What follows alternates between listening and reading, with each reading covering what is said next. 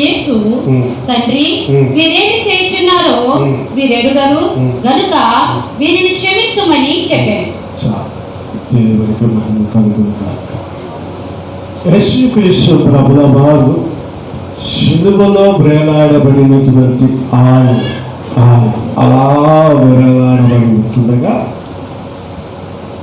వేలాడబడి ఉన్నటువంటి ఆయన ఎవరి గురించి ఆలోచించగలుగుతున్నారు అని అంటే స్థిమితము లేని మనసుల గురించి ఆలోచిస్తూ ఉంటున్నారు. స్థిరత్వం లేని మనసుల గురించి ఆలోచిస్తూ ఉంటున్నారు. అలా ఆలోచిస్తున్నటువంటి ఆ మనసులు అంటే గంటకు ఒకలాగా మారిపోయేటువంటి మనస్సులతో వీరు ఏం చేస్తున్నారో మీరు ఎరుగరు. మనమంతా మనుషులమంతా మనం ఏం మాట్లాడుతున్నామో మనకు తెలియదు అంట, మనం ఏం చేస్తున్నామో మనకు తెలియదు అంట.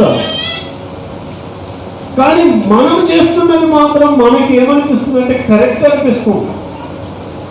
జాగ్రత్తగా చూడండి. మీకు ఏదైనా సరే మీరు ఏదైనా మాట్లాడినప్పుడు, ఎవరినైనా శిక్షిస్తున్నప్పుడు, ఎవరినైనా బాధ పెడుతున్నప్పుడు, ఎవరినైనా ఎన్కౌంటర్ చేస్తున్నప్పుడు మీకు అది కరెక్ట్గా అనిపించవచ్చు. కానీ వారి స్థానంలో ఉండి మీరు ఆలోచించాలి.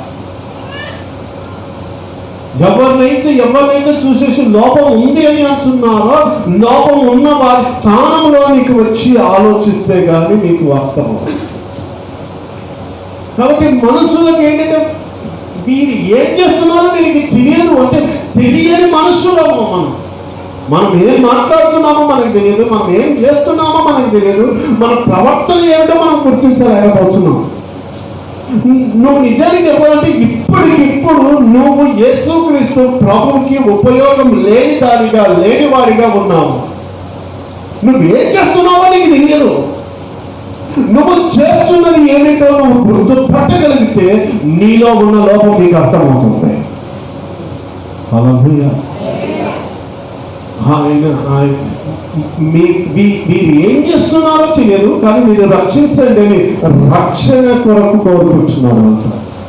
ఆయన పెట్టిన ప్రాణం వృధా కాకూడదు, ఆయన కాచిన రక్తం వృధా కాకూడదు అని మీరు రక్షింపబడాలి అని కోరుకుంటున్నాడు.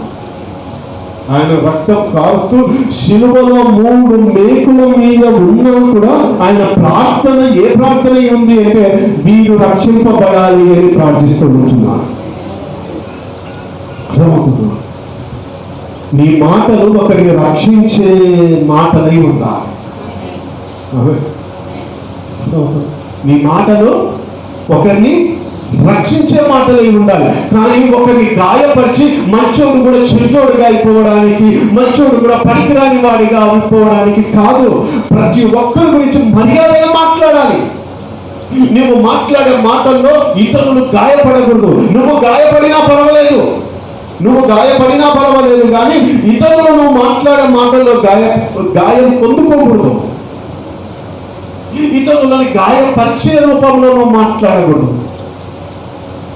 కాబట్టి తండ్రి వీరేమి చేయుచున్నారో వీరు ఎరుగరు, వీరిని క్షమించాలి.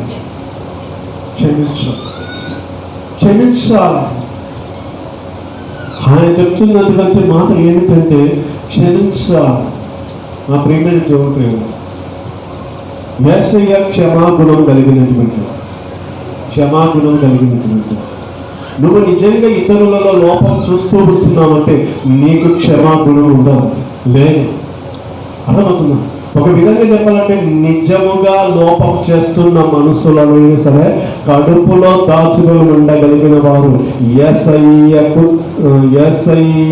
యొక్క జనాంగముగా గుర్తించబడతారు. లోపాలు చేస్తున్న వారిని కడుపులో పెట్టుకొని జీవించే వారు ఉంటారు కదా, వారిని ఏమంటారంటే యేసయ్య జనాంగం మీరు, యేసయ్య జనము మీరు అని అలా ఉండగలరు. కానీ ఏమి చేయని రీతిగా కూడా మనుషులను ఎన్కౌంటర్ చేసేటువంటి స్వభావం ఉంటుంది. చూడు, ఎప్పుడు మనుషుల లోపాలు చూచి లోపాలతోనే బతికేస్తూ ఉంటున్నారు. వారి ఆహారం ఏంటంటే ఎదుటి వారి మనసులో లోపాలు చూడడమే వారి పని. ఎదుటి వారి మనసులో నువ్వు ఇలా కూర్చున్నావు, నువ్వు ఇలా లేచావు, ఇలా నడిచావు, ఇలాగా చేశావు, అర్థమవుతున్నా? ఆ కసువు అక్కడ ఎందుకు ఉంది, ఇది ఎందుకు అక్కడ ఉంది, అది ఎందుకు ఇట్లా చేశావు, నువ్వు ఇంత టయానికి ఎందుకు వచ్చావు, ఇప్పుడు ఎందుకు అన్నం తింటున్నావు, నీ దగ్గర ఎందుకు ఈ వాసన వస్తుంది. ప్రతిదానికి తప్పే, ప్రతిదానికి తప్పు. ఉదయం లేచిన దగ్గర నుంచి సాయంత్రం వరకు మనుషులు తప్పులు చూస్తూనే ఉంటారు. ప్రతి ఒక్కరిలో తప్పులు, బాధలు తప్పులు, విధుల తప్పులు, బాధల తప్పులు, అందరూ తప్పుల వల్ల. నిజానికి చెప్పాలంటే తప్పులు చూస్తున్న వారు తప్పుడు వారు. నీ ఇంట్లో ఉన్న వాళ్ళందరూ నీకు తప్పుగా కనబడుతున్నారంటే నువ్వే తప్పుడు వాడివి, నువ్వే తప్పుడు దానివి. తప్పులు చూడడం మానేసి ఇదిగో మీరేం చూస్తున్నారో మీరు ఎరగరు. ఆమేన్. ఆయన శిలువ వేసిన సైనికులు ఆయన చొక్కా కొరకు చీట్లు వేసుకుంటున్న వారిని చూసి ప్రార్థన చేస్తున్నాడండి యేసయ్య. అంటే వాళ్ళు తప్పు చేస్తున్నారా, తప్పు చేయట్లేదా? 39 కొరడ దెబ్బలు పెట్టిన వారు, ముండ్ల కిరీటమును దిగించిన వారు, 3 మేకులు పెట్టిన వారు, సిలువలో వేలాడదీసిన వారు తన చొక్కాలు చీట్లు వేసుకుంటుంటే వారి గురించి ప్రార్థన చేస్తున్నాడు యేసయ్య. మీరేం చేయించున్నారో మీరు ఎరుగరు, మీరేమి క్షమించారు. ఎంత ఆదర్శం! ఆ తత్వం నీలో ఉండాలి. హల్లెలూయా, దేవునికి మహిమ కలుగును గాక. ఆ బుద్ధి, ఆ గుణము, ఆ తత్వం లేకపోతే నువ్వు ఒక విధంగా అపవాది సమంతివి. ధైర్యంగా చెప్పు, నేను అపవాదిని, క్షమించే గుణం నాకు లేదు. అందరిలో తప్పులు చూస్తాను, లోపాలు చూస్తూనే నా ఆలోచనలో ఎప్పుడు లోపం చూడాలని అనిపిస్తూ ఉంటుంది. ఆ లోపాలను బట్టి మాట్లాడాలని అనిపిస్తుంది. అందరు నాకు తప్పుగా కనిపిస్తారు, నాకు అన్ని తప్పుడు ఆలోచనలు వస్తాయి అని చెప్పేసి నీ అపవాది సమంజిని అనుకోని పోదు.